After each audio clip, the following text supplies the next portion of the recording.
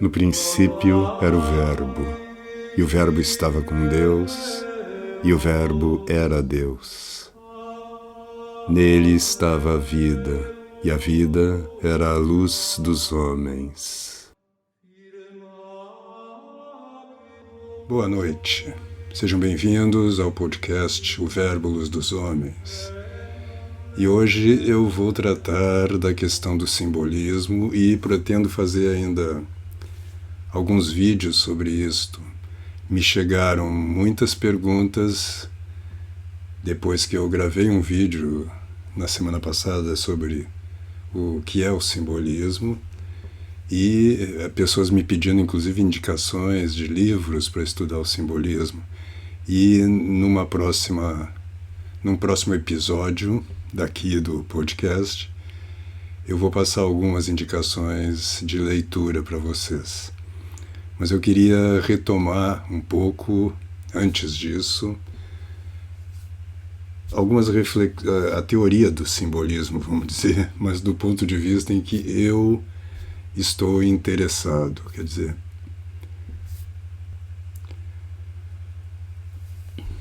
E o ponto de vista é o seguinte: eu tenho falado aqui com as pessoas, com cristãos em geral, mais particularmente com os católicos, e uma das coisas sobre as quais eu tenho insistido é a perda no Ocidente em geral, mas particularmente no âmbito da Igreja, da dimensão do simbolismo.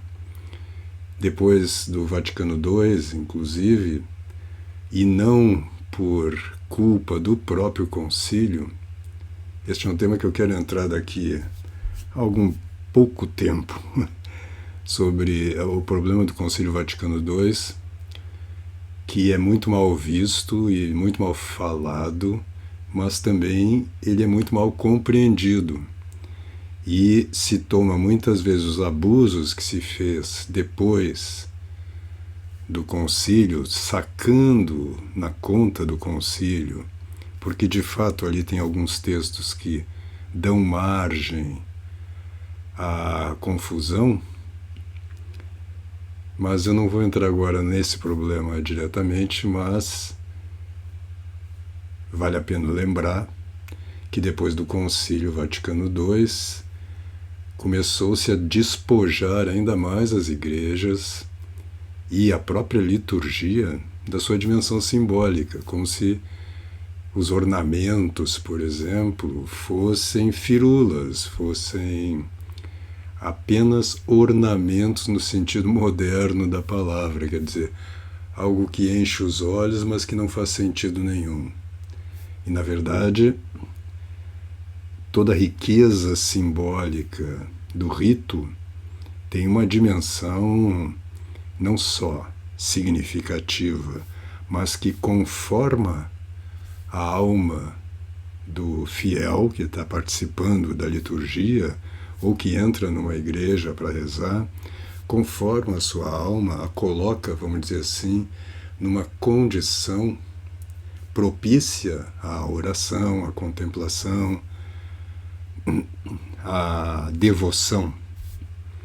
Então, os símbolos, a riqueza simbólica, o próprio uso do ouro, outro dia eu comentava sobre o simbolismo do ouro, a gente tem que entender que o simbolismo não é uma ciência mental erudita de correspondências, mas faz parte da própria estrutura da realidade. E que, portanto, quando você usa um cálice de ouro para consagrar o Santíssimo Sacramento, né? Você está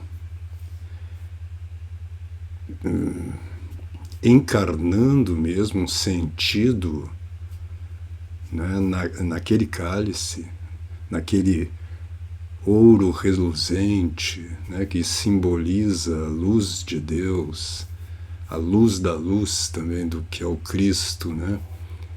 Então, é uma realidade corporal que encarna essa qualidade do Cristo e, portanto, não é simplesmente um sentido mental que semiológico, né? Mas não, é uma realidade que a gente podemos até dizer que é uma realidade viva, né? E isto está se perdendo completamente de vista quando você pensa um símbolo apenas como um transmissor, vamos dizer, ou uma palavra que simplesmente é signo de uma realidade. Não, o símbolo ele encarna essa realidade superior no seu nível de existência, vamos dizer assim. Então, o que é luz em Deus, luz da luz, rebatendo, vamos dizer assim, os níveis de realidade cósmica na Terra, corresponde ao ouro, corresponde ao sol no céu, corresponde ao leão entre os animais, etc. Então é uma realidade divina que se encarna, por exemplo, no leão, naquele animal. Não é simplesmente uma notícia mental.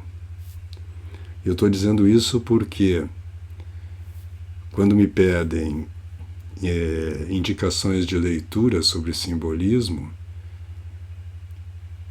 é preciso cuidado para não tratar o problema do simbolismo apenas de uma forma mental, erudita. Você pode passar o resto da vida estudando os autores, seja que tratam da teoria do símbolo, seja que tratem dos símbolos propriamente dito e das suas correspondências em várias religiões, em várias tradições, etc., etc., e perder a sua vida nesse exercício puramente racional, mental, que até corre o risco de fomentar o orgulho, né?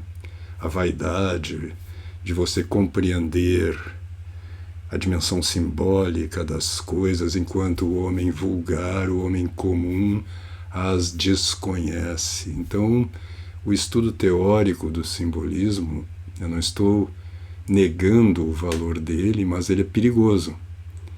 E eu tenho entrado no tema do simbolismo aqui de um outro ponto de vista, pensando mesmo na recuperação da dimensão simbólica da própria realidade, e, portanto, pensando na nossa prática, vamos dizer assim, religiosa, na nossa vida de oração, na nossa devoção. E não se trata de fazer estudos eruditos sobre os símbolos. Eu estava pensando aqui, até abri aqui na minha frente, sobre o poema do Baudelaire, famoso poema Correspondance, deve-se dizer em francês, eu falo muito mal francês. Leio bem, mas falo mal. Que ele começa esse poema dizendo: a natureza é um templo onde pilares vivos deixam às vezes sair, produzem às vezes confusas palavras, e o homem passa através dessas florestas de símbolos que o observam com olhares familiares. Então você veja que o Baudelaire toca o ponto aqui. Esse poema é paradigmático em relação ao simbolismo, porque ele já coloca essa floresta de símbolos, que é o próprio universo, através do qual a gente anda. Isso lembra um pouco a selva escura do Dante Alighieri, né, no início da Divina Comédia, que é exatamente essa profusão de símbolos que acabam se tornando só ruídos confusos para nós e nos atordoam, em vez de nos orientar.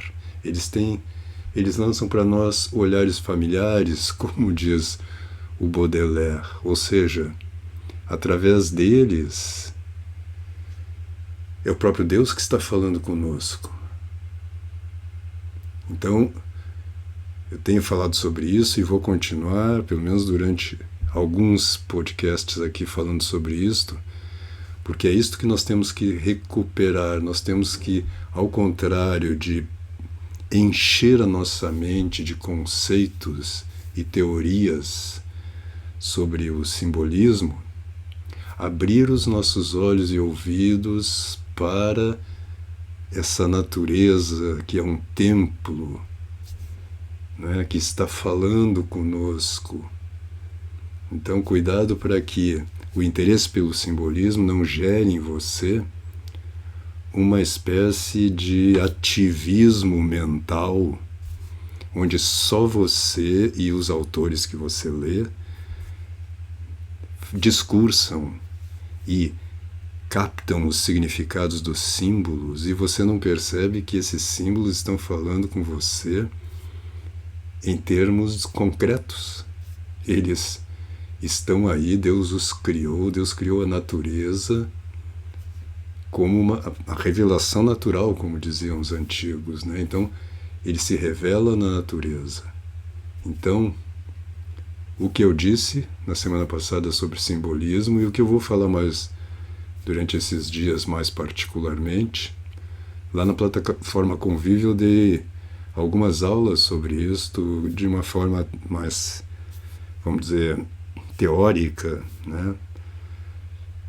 Mas o interesse aqui é exatamente que isto desperte em você essa espécie de intuição simbólica que todos nós temos, né? E que você começa a perceber que a realidade está falando com você diretamente. Você não precisa de um dicionário de símbolos para perceber a realidade, para notar que a montanha é alta, que o abismo é profundo, que o abismo nos atrai, que o sol ilumina.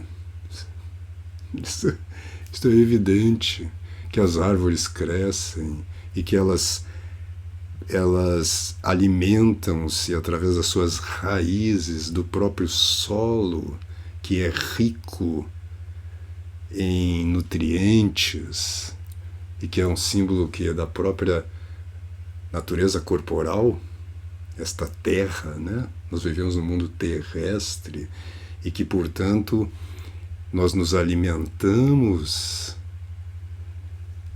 dessa riqueza de símbolos, a gente pode ser, ou de coisas, né, que a gente absorve e que nos fazem crescer, são matéria para o nosso crescimento, etc, etc, etc. Então, eu vou ler mais um pouquinho do poema do Baudelaire aqui, traduzindo livremente. Estou pegando o original porque toda tradução, como dizem os italianos, né, tradutore, traditore, e é fatal, né? Então eu vou passar mais o sentido disto, né? Então ele diz: como longos ecos que de longe se confundem em uma tenebrosa e profunda unidade, vasta como a noite e como a claridade, os perfumes, as cores, os sons se correspondem. Aquilo que eu falava semana passada, todo o cosmos tem uma unidade múltipla, vamos dizer assim, né? Uma unidade de uma multiplicidade inabarcável, e tudo se corresponde. Então é essa sensibilidade, essa percepção que eu tenho sugerido aqui, que você desenvolva, abrindo os ouvidos, abrindo os olhos e também lendo algumas coisas que eu vou sugerir logo. Há perfumes frescos, diz ele, como a carne das crianças, doces, doces como o oboé, os oboés, verdes como os prados, como a grama. Os perfumes são doces, ou seja, paladar aqui, né? são frescos como a carne, ou seja, aqui é o tato. Verdes, perfumes verdes. Veja as correspondências, como ele diz, entre todas as realidades. E outros perfumes corrompidos, né? Quer dizer, perfumes que traduzem outras realidades, já de decomposição, de erro, de sujeira, ricos e triunfantes também, tendo a expansão das coisas infinitas, como o âmbar, o almíscaro, o benjoim, acho que se diz em português, né? E o incenso, que cantam os transportes do espírito e dos sentidos. É uma beleza, né? Então por hoje é isto. Logo eu vou gravar mais alguns vídeos, que agora esses podcasts geralmente são gravados, porque por falta de tempo para fazer sempre online, eu resolvi fazer dessa maneira aqui no YouTube. E aguardo você então amanhã no próximo episódio deste podcast. Fique com Deus e até amanhã.